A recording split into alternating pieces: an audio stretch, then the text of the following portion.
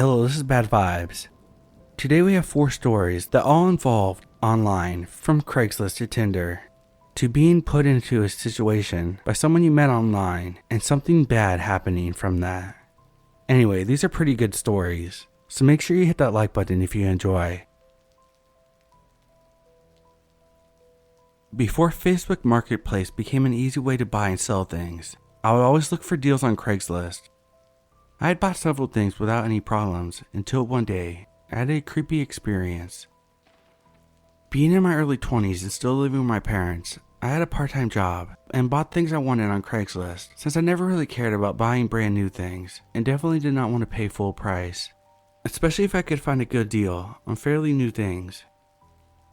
I was planning a girls' trip with my friends and wanted a good camera to take so I could capture beautiful pictures. So, I started my search on Craigslist for a used but good quality camera. I asked about several different ones, but they were either out of my price range or already sold. I came across this one that said $300 or buyer's best offer. It was an older digital Canon model and appears to be in great shape from the photos. My parents owned a non-digital one that I could use and still take pictures with, but this one was obviously better. After emailing back and forth, he was willing to go down to $150. He asked me for all my information like name, address, email, bank information for wire transfer. That should have been my first red flag. I responded that I don't give out my personal information, but since this area is local and is not too far from me, I'd be willing to meet him and pay in cash. After he didn't respond for several days, I thought to myself that this was probably fraud. So I decided to continue my search, as I was determined to find a camera. Still having no luck, I suddenly received an email back from the guy stating that he was willing to meet up and exchange the money for the camera. This wasn't my first rodeo, and I knew to meet up in the daytime in a public parking lot. I was stoked and asked for his availability. We decided to meet up on a Sunday at 4 p.m. in the parking lot of a shopping center. That Sunday came and I was so excited and could not wait to have that new used camera to play with. It was a gloomy cold day. It looked like it was going to rain. I remembered wearing blue jeans and a long sweater. I went to the bank and pulled out $160 and then drove to the parking lot of our destination. I arrived 15 minutes early as I didn't want him waiting on me. I sat in my car with the heater on, listening to music. I waited in the parking lot for about 45 minutes for him to show, but nothing. I sent him a message asking if he was on his way. No reply. I came to realize that I was being played and he wasn't going to show. It was starting to get late, and with it being already ugly outside, I didn't feel comfortable being alone meeting in the dark. As I'm about to back up, what looks to be a dark green van pulled up in front of me. The van was so old looking, and the paint was chipping off. I sat there for a minute thinking that it could be the guy, but he just stayed in his van looking at me and not getting out of his car. By this time, all these questions started going through my head. Was it him? Should I get out of the car? I said to myself, yeah right, you're crazy. What if he grabbed you and threw you in the van? Admittedly, I have watched way too many Lifetime movies, and being only 100 pounds, there's no way I'm getting out of my car. I continued to put my car in reverse and drove off. As I got on the freeway, I noticed a vehicle close behind me. At first, I didn't think much of it other than why would you drive so close to someone in such bad weather? But as I exited the freeway, so did the vehicle. This could be a coincidence, and maybe I'm just paranoid. I couldn't really tell what kind of car it was since it was dark and all I could see was the bright headlights. I did, however, notice that it didn't have a front license plate. Was this the same van in the parking lot? I kept looking back in my rearview mirror as I passed through the green lights, hoping that the car would turn, but it was still behind me. I turned my right turning signal on to switch lanes, and so did the car. In a panic, I knew I had to keep driving and not go straight to my house. I didn't want them to know where I live if they were really following me. I tried to speed up to get through the yellow light in hopes that they would get stuck at a red, but as I ran the red light, I just knew that they were following me, and I really suspected that it was the van from the shopping center. I had to lose them. Luckily, my parents live in a community where there's a lot of turns different ways, that will eventually lead me back to my house. I passed a turn to my street and kept going straight, planning to turn left ahead. I quickly turned, and so did they. I knew it was a residential area, and I should have been driving slow, but I sped up to try to lose them. Took so many different turns, left, right, straight. I eventually lost sight of them. About a few minutes later, as I was speeding up the hill, the van was heading down the hill. The man stared straight into my eyes as we passed each other. It looked like he had a grin on his face. At that moment, I knew it was the man from the parking lot. My hands were shaking on the steering wheel, and I had the thought that I needed to lose him before he turns around. I sped up the hill and made a sharp left turn, then another left, driving all the way down another hill. I kept staring in my mirrors to make sure he didn't catch up to me. Then I made a right turn, getting closer to my house. I could feel my heart beating faster. Pulling up to my house, I kept hitting the clicker to my garage door so it would open. As it was almost open, I drove up my driveway so quickly into my garage, closing it so fast behind me. I turned off my car, waiting there for a few minutes, trying to catch my breath. I got out of my car, shaking like crazy, and stand there still, trying to see if I can hear the van coming up my street. Nothing. All I heard was crickets. I walked inside and sat down on my couch. Since that day, I have never used Craigslist again.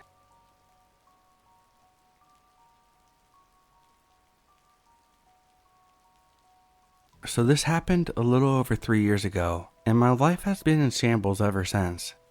For context, I'm a 23-year-old female, and I had just turned 21 when this happened. I had recently gotten out of a 2-year relationship. By just, I mean I had been 100% single for about 9 months. Not even a single date in that entire time. Back then, my friends were kind of teasing me to get back in the dating scene, and after a few weeks of that, I thought, why not? Now, I wasn't looking for anything serious, as I was busy with school and work, but didn't mind having a little fun and going out on a few dates here and there. My friends suggested I sign up for Tinder, so I got my profile set up, added my corny little hobbies and a picture of me, which looked nice, but not something that I would think would attract creeps. So a few days go by. I swiped, got matches, casually chatted with a few guys. It was fun and seemed to be going pretty well. That was until I met Sean. Sean seemed to be the perfect dude. He had a good job, owned his own condo, and was also pretty good looking. I quickly took an interest in him, and he took an interest in me.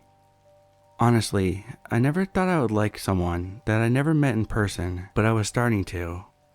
So we continued to message or talk every day. By then, I had given him my phone number. He had also asked me out for a drink 3 or 4 times, but I was worried, nervous, and hadn't been on a first date in years.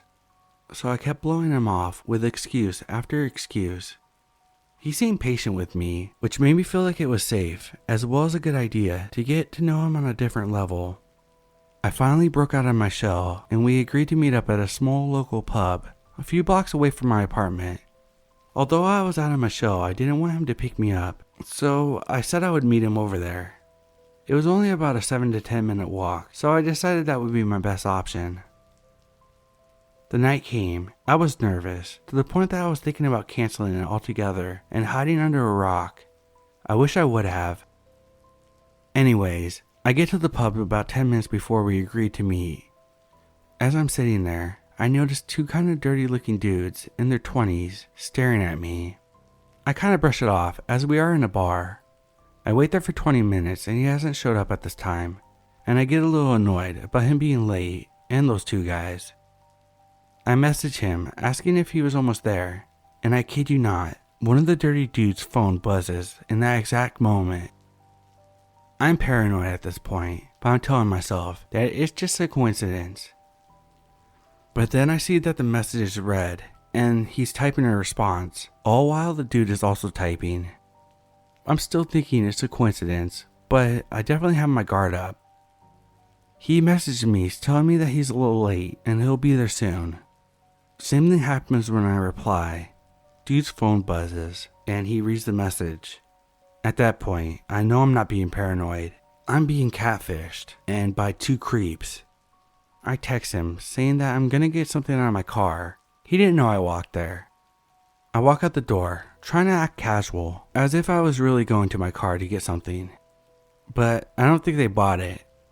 As I'm about 300 feet away from the bar, I turn around and I see them both exiting, walking in my direction. This is when I know that they're definitely after me, and that I better make it to my house before they get me. So I take a shortcut through an alley. I know, going through an alley while someone's following you is not a good idea, but there's a lot of cars in there and other small alleys for me to duck into if I see them running towards me. So I'm halfway home and I'm walking pretty fast, and then I see them emerge in the alley. They must have been in the alley for a while, but I hadn't seen them yet. Anyways, I'm able to make it home safe. I lock my doors, I go up into my room and look out the window, and I see them walking by, but not looking at my house or anything. So I'm glad I lost them. Anyways, I don't know what these guys wanted, but this scared the shit out of me, and I haven't been on a dating app ever since. I'm telling my story mainly to warn people, be careful on dating apps. You never know who you're talking to, and always trust your gut. If I hadn't been observant and trusted my gut, I might have had a few more beers, and at that point, anything could have happened.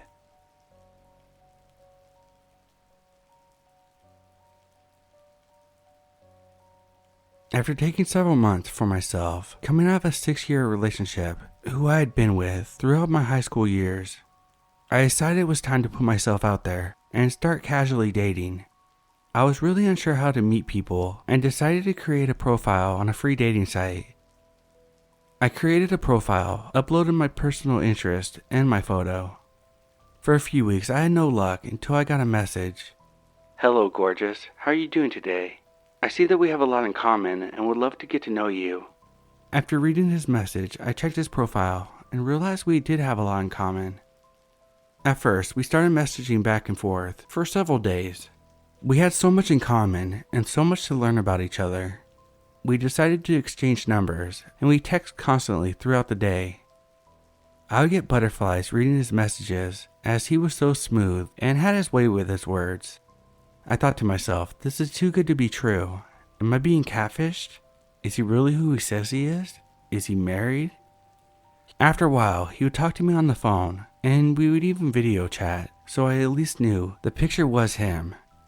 He wanted to meet face to face, but even though we had some amazing conversations, I really wasn't ready to meet him in person yet. He kept bringing it up and pressuring me to meet up. Finally, I said okay, let's meet in a park.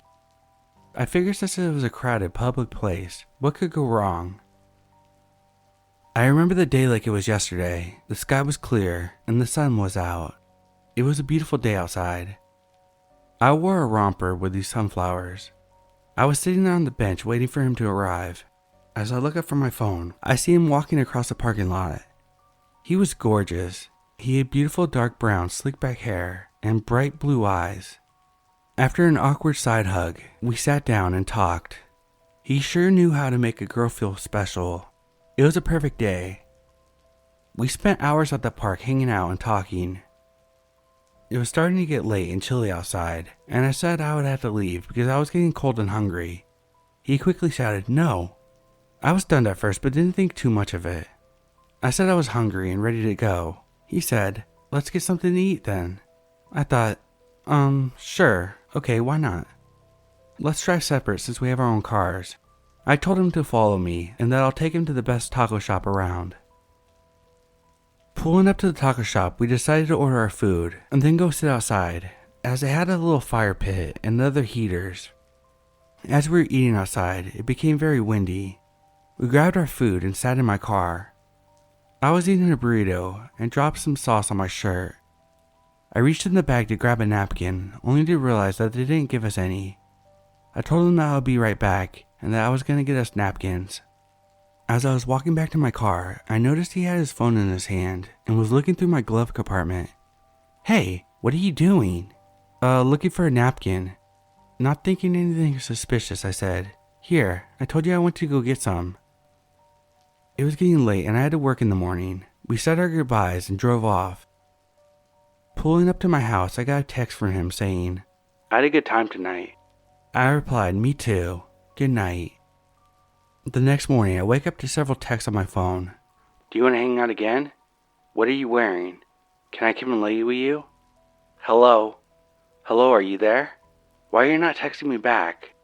I found this very strange and replied, sorry, I passed out and my phone was on silent. I get up and start getting ready and I hear my phone going off. I look at it. Hello, beautiful. I was running late, so I put my phone down and finished getting ready so I can leave for work. I got another message saying, hope you're having a good day. I replied, thanks, you too. It was a busy workday with meetings and projects, and I had left my phone at my desk. Finally getting a break, I went to my desk and sat down. I got my phone out, and I kid you not, there were 30 messages. What are you doing? How's work going? Do you want to hang out after? I guess after getting no replies to his messages, he aggressively said, hello? Why are you not texting me back? At this point, I knew something was off. I ignored him and continued working. It was a long day and getting late, with the text messages keep coming in. I replied, sorry, busy workday. I had no free time. What's up with all these crazy text messages? Oh, I was just worried because you didn't answer. I told him that I was exhausted and going home, and was going straight to sleep, and that I would talk to him tomorrow and to have a good night. Laying in bed that night, I was thinking to myself, why was he starting to be so possessive? Yeah, we talked a lot, but it's been one date. That's not what I want for myself, nor did I need the drama. I had just started being myself again, and I was not going to let some crazy guy hold me down.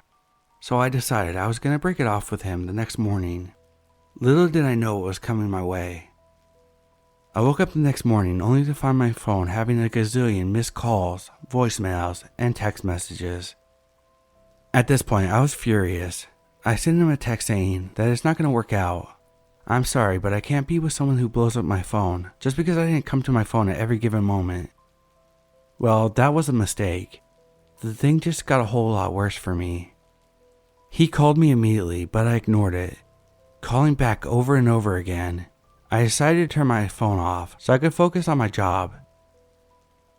After several hours of my phone being off, I turned it back on, only to receive more messages.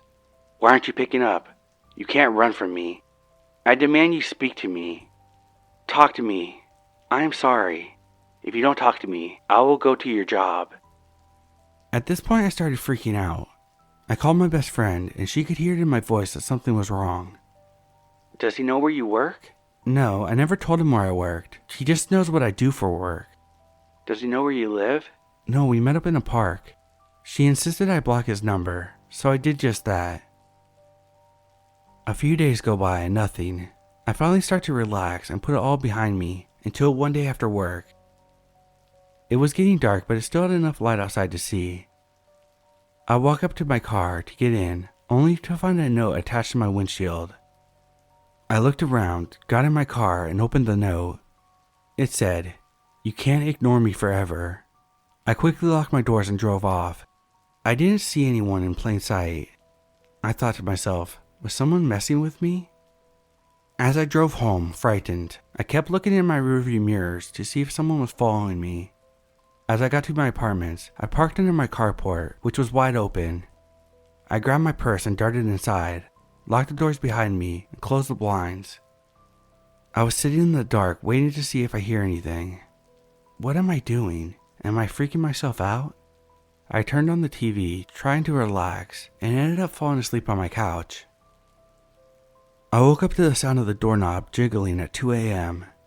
I sat up on my couch, thinking it was a dream. Then I hear 3 loud bangs. I jumped up terrified. Sitting there paralyzed, I couldn't move, as I was in shock. After sitting there for what felt like hours, but was probably only a few minutes, I got off the couch and looked through the peephole, but there was no one there. Scared out of my wits, I went back to my couch, kept the TV and lights on. The next morning, as I walked out of my door to leave for work, I noticed my door was unlocked. I stood in my doorway for minutes, thinking, how did my door get unlocked? Did I forget to lock it? Did someone get in last night? Confused, I took my keys out and locked my door. As I drove off to work, I couldn't stop thinking about the door. As I arrived to work, I walked into my office, and my phone is starting to go off with text messages from an unknown number. I missed you. It was so good to see you last night. I told you we would see each other again. Messages were still coming in, but this time, he sent photos. Photos of me sleeping on my couch. I literally let out a scream and dropped my phone.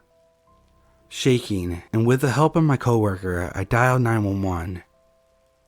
As I waited for the police to arrive, I sat there horrified, wondering how he got in. How did I not hear the door open? Was I dead asleep? Was it because I left the TV on? Was he just that good at sneaking into homes? Why do I not have a dog? All these thoughts going through my head. Once they arrived, they took my statement, me giving them a detailed description of the guy. They asked if I had somewhere to stay that night. I said yes, I could stay at my friend's. They escorted me to my house so I could pick up a few things, then to my friend's house. I thanked the officers and walked inside. Sitting on my friend's couch, my friend and I discussed the scary situation, and I decided to take myself out of the situation. I changed my number, email, deleted the dating app, even broke my lease on the apartment. I decided to move into my parents' house until things calmed down. I never heard from the guy again. Oh, and that's the last time I ever tried online dating.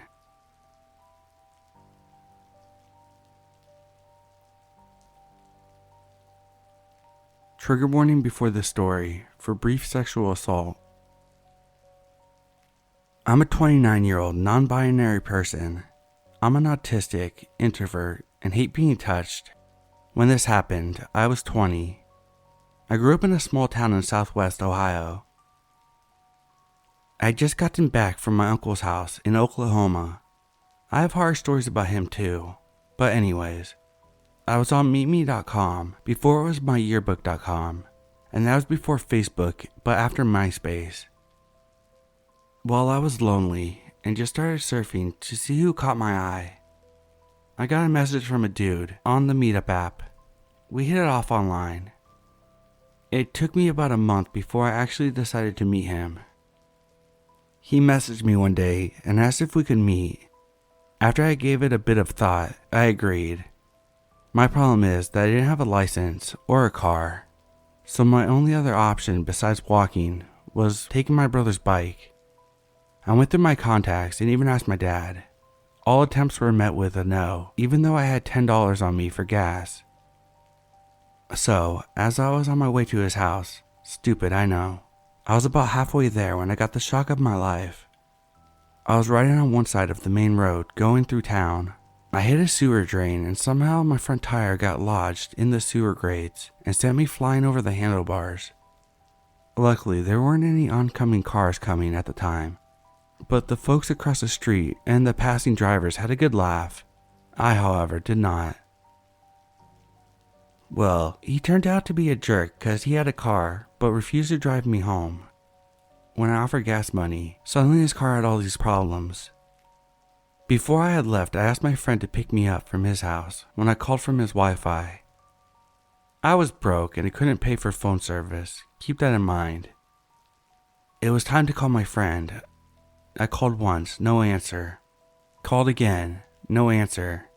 I called a third time and she finally answered, only to tell me that she was busy and I had to wait an hour before she could get me. I waited the entire hour, uncomfortable because of his behavior towards me, and was trying to go somewhere I didn't want it to go. His behavior started getting more erratic and threatening. I said that it's about time I head out soon, cause it's gonna get dark. He begged me to stay. I called the friend again, hoping that she would say that she's on her way, or that I'll be here soon, but no answer, so I just decided to start walking. I was devastated. I knew the walk was going to be long and difficult, and I couldn't ride the bike. I decided that I would have to leave my brother's bike behind. Well, about 13 miles into my walk home, I checked my phone to see what time it was. It was 7:30. It was about to get dark. This black F-150 stops and asks me if I need a ride.